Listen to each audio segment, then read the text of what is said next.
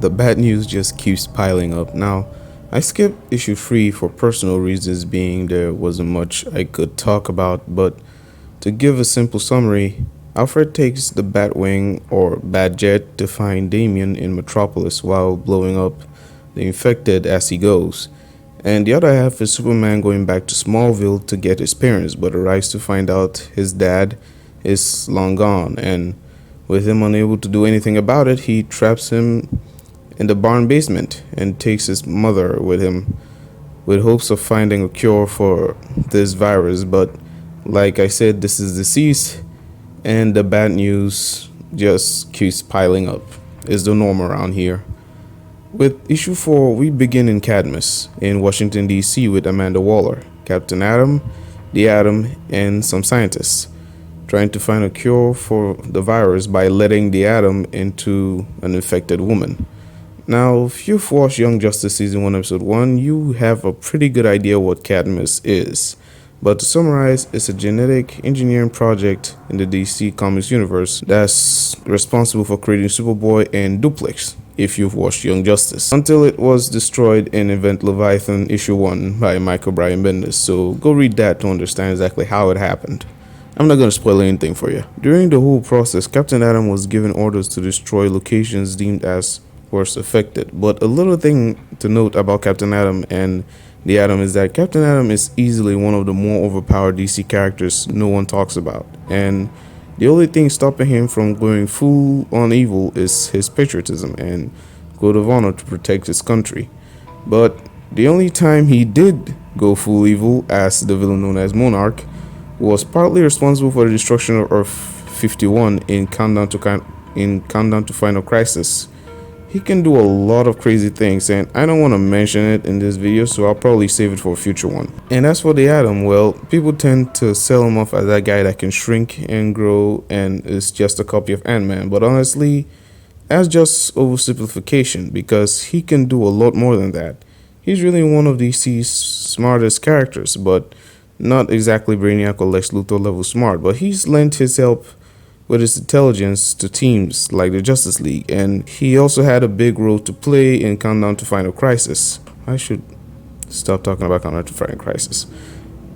Anyway, since the death of Batman, it's clear no one is safe, and that's my fear here. Captain Atom was doing as he was told when he felt something inside him messing with his body, and it was revealed to be an infected Atom.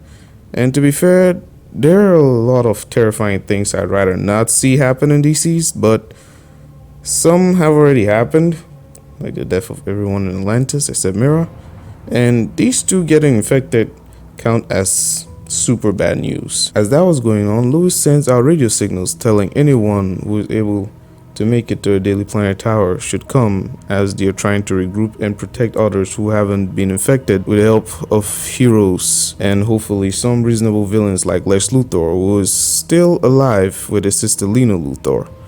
We also see that heroes Hawkgirl and Teen Titans members Beast Boy and Wonder Girl are still alive, but that just worries me more, that Starfire or Raven might be infected. Superman finds the Flash and Kid Flash, who are not infected, and I'm glad they're not, because a super fast infected is the last thing this series needs to give me nightmares. Ivy and Harley are still going strong after killing the twisted and infected birds of prey. In the process of broadcasting, there's a loud noise that Black Lightning thought was his daughter Thunder. He got there after being saved by Superman in issue 3. Green Arrow makes a funny comment that it sounds like impending doom, and knowing how impending doom sounds like, because that's totally normal.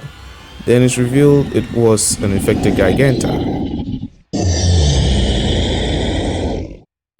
They do their best to fend her off, but it was ultimately Superman that knocked her down, and Cyborg dealing the killing blow while looking like a badass. Cyborg goes on to explain that there's no hope and no cure for the infected, that they're not zombies, they're simply known as the Blight, creatures infected by the anti-life, only wanting to spread death. They can sense life, and they will find it and destroy it. In other words, huddling in a big group in this situation is a bad idea. And that's when Hawkgirl comes crashing in, because Captain Atom has gone super nuclear and about to take out the planet with him. Superman and Wonder Woman barely make it in time to throw him into space, with him blowing halfway there, and presumably taking a good chunk of America with him. Now, it's obvious that Black Canary Green Lantern is gonna save them, but we can't say the same for everyone else. And believe me, there's more bad news to come. This issue did a good job explaining how the virus worked and giving us a name for it, confirming it wasn't a zombie outbreak,